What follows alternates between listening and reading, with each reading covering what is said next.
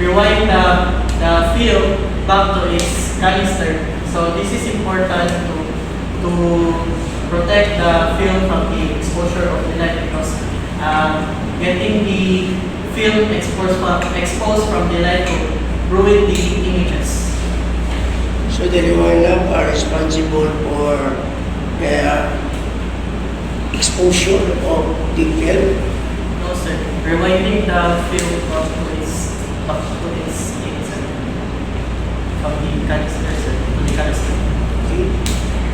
The second part is the viewfinder. So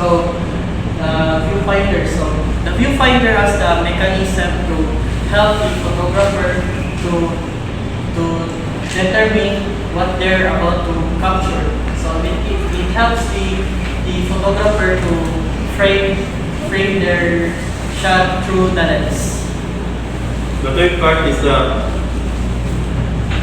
film advancer.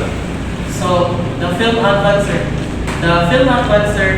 has its mechanism to move the film next to move the film from another frame to prevent overlapping. So its main purpose is to move the film from the exposed to unexposed one. There is no overlapping inside the film, because that is preset up of every frame. When you say overlapping, there is an in-between. Okay? The fourth part is the shutter speed. So the shutter speed. So the shutter speed has a variety of parts. You see the shutter speed dial and the shutter speed release button. So the shutter speed it is determined through functions. So the purpose of the shutter speed is to create images or to determine the clearness or the vagueness of the image.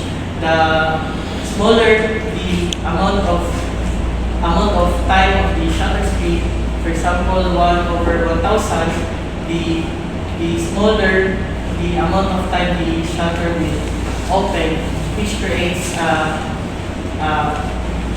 which lets a smaller amount of light to enter, and The smaller the opener, the smaller the light that enter. yes sir.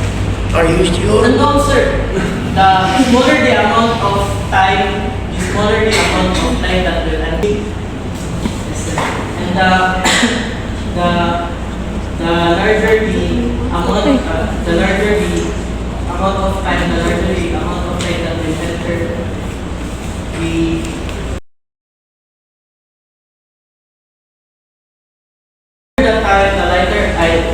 The larger the time, the larger the amount of light that will enter, which creates a more blurry image. And the smaller the amount of light, the smaller the time, the smaller the amount, the smaller the time, the smaller the amount of light that will enter, which creates a shorter image. Are you sure?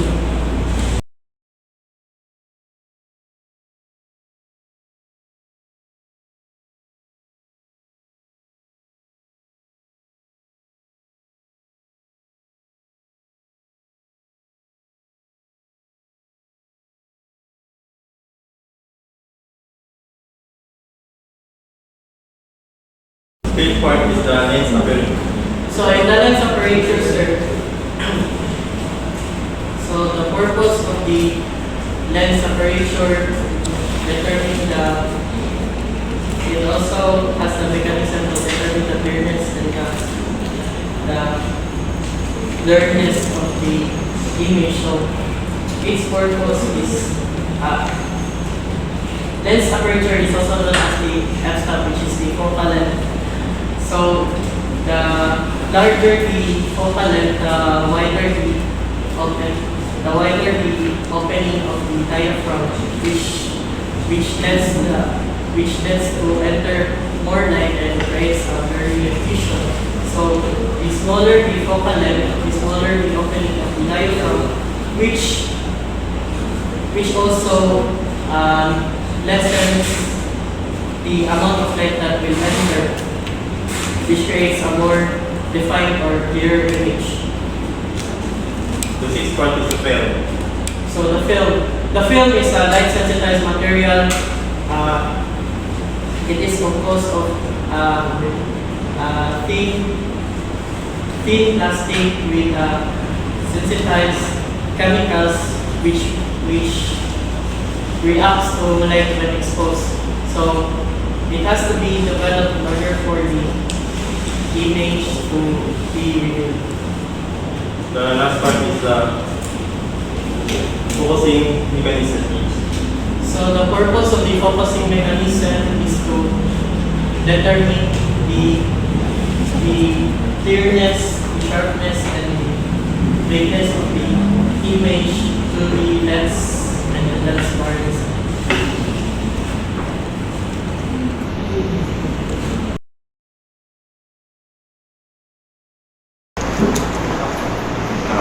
Sir, I am Jotam. Make it louder.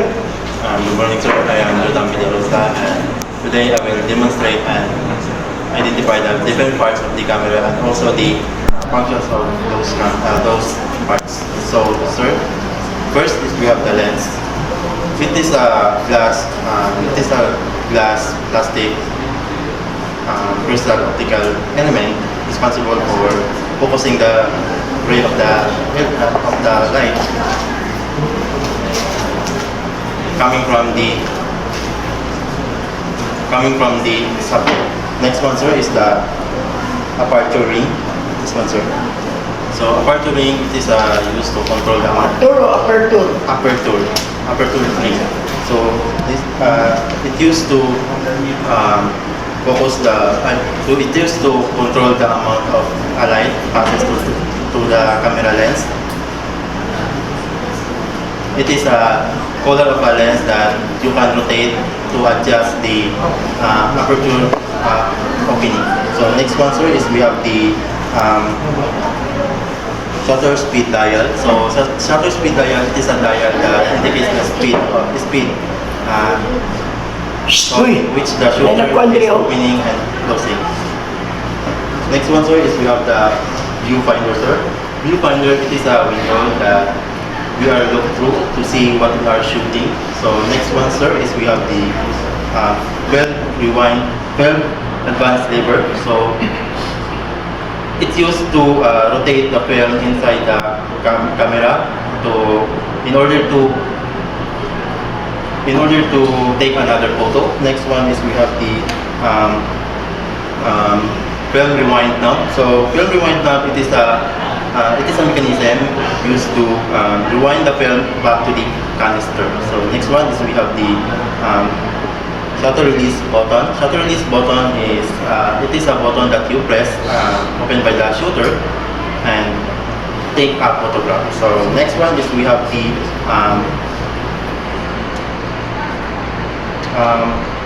hot shoe. Hot shoe, it is a U-shaped metal bracket situated at the upper part of the camera. It allows you to connect a external flash unit or other accessories. Next one, sir, is we have the depth of field preview. This one, sir. That is not deep field, that is not timer. This one, sir. Okay. So depth of field preview, sir, is it allows you to see exactly how much of a scene will be focused before you take a picture, sir. So next is the focus lens. Focus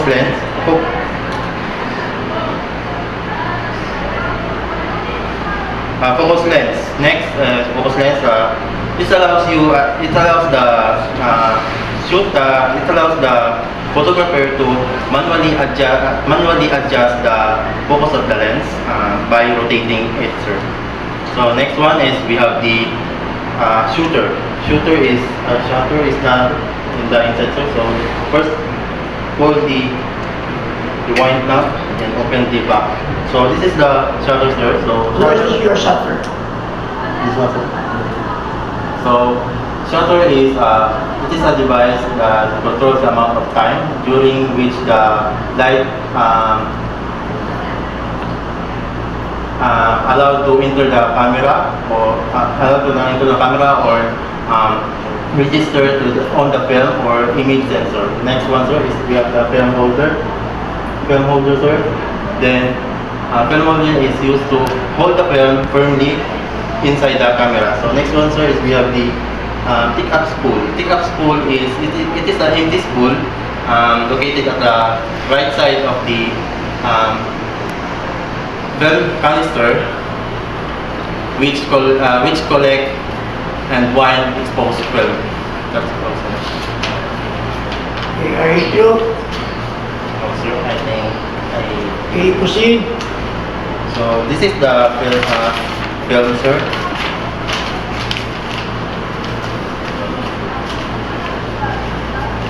First, you put the film into the film holder, sir. Then push the rewind knob to ensure that the film is not to ensure the film is in the film holder, sir. So pull the Okay, proceed, proceed. pull the film leader and then insert to the tick-up spool. Then you grab the rewind the film advancer twice or thrice. Then press the shutter release button. Then close the back of the camera, and you will be ready to get a picture. Then to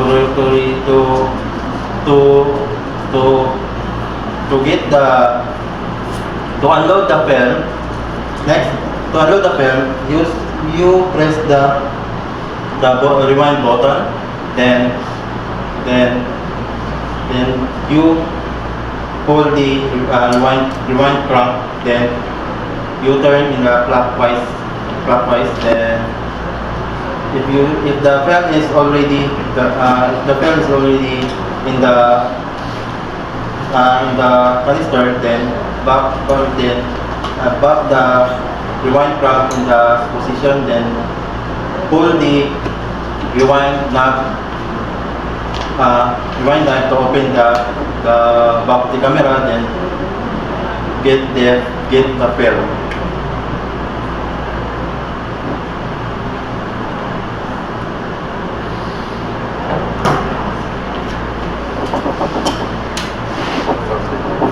Okay, thank you. Okay, please.